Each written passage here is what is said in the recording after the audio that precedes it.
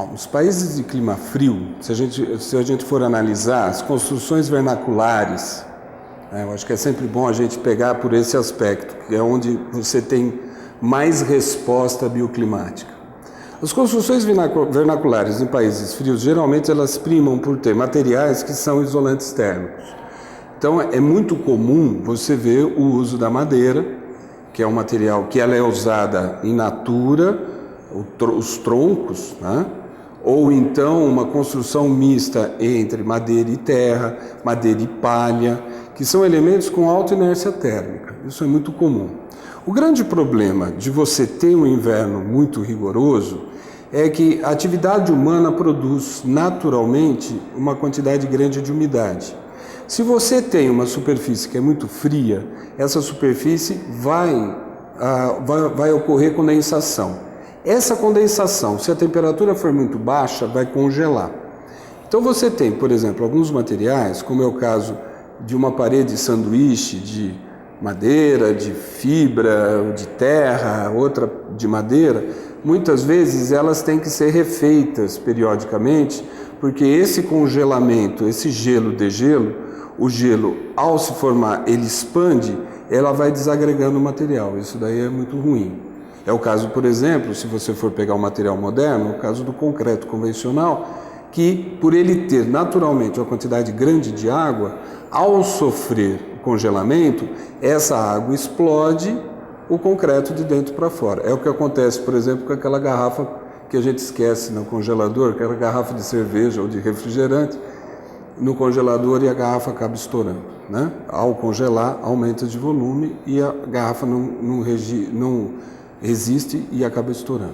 Mesma coisa acontece com o concreto. Se eu tenho, por exemplo, um concreto exposto a essa umidade e a essa variação de temperatura, eu vou ter uma desagregação da superfície devido ao congelamento. Óbvio, eu tenho métodos, técnicas que eu posso estar evitando que isso aconteça. Por exemplo, impermeabilizando esse concreto, incorporando ar nesse concreto, que ele vai servir como células de expansão desse congelamento, ele vai congelar, mas ele vai ter espaço para congelar sem desagregar. Existem técnicas que a gente pode trabalhar esse tipo de coisa.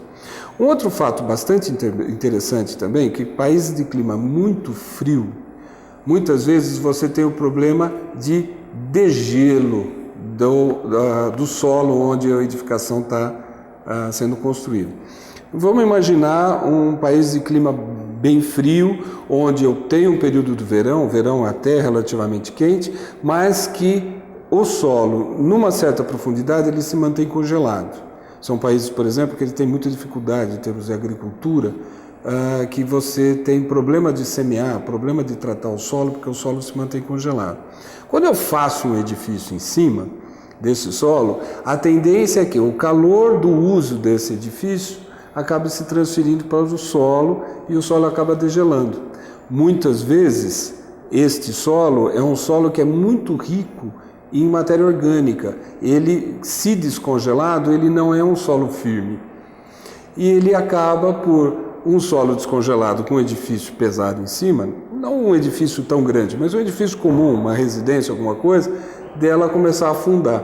Então é muito comum a gente ver, às vezes em filmes, casas no Alasca, ou basicamente Alasca, que é a zona de fronteiras, ou zona onde as pessoas estão pegando novos territórios, eles constroem e depois de um tempo a casa está meio afundada.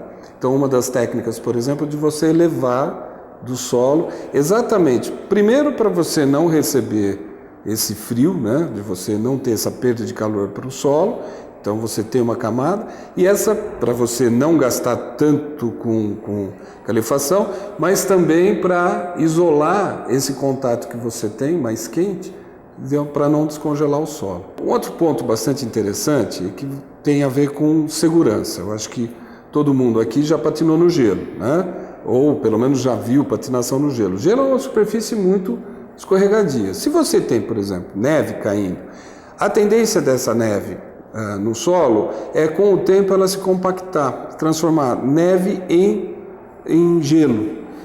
O gelo, quando você tenta caminhar em cima dele, ele pode ser muito escorregadio, o que pode ocasionar, por exemplo, riscos de queda. Isso é muito comum. Se pega países como o Canadá, por exemplo, é muito comum as pessoas sofrerem acidentes. Se você pegar uma pessoa de idade, sofrer um acidente, pode significar essa pessoa parar de andar. Ou ter uma grande dificuldade, não conseguir se recuperar. Ou mesmo uma pessoa jovem, dependendo da queda, ter uma sequela, né? Enfim. O que acontece? Para você garantir uma circulação das pessoas, foi desenvolvido já há muito tempo algumas calçadas, principalmente em zonas que são mais frequentadas, mais populosas, onde tem um trânsito maior de pessoas, de você ter, por exemplo, calçadas aquecidas, né? Isso talvez não seja viável para uma casa ter, mas é viável, por exemplo, para um órgão público ou numa rua comercial você ter esse tipo de recurso.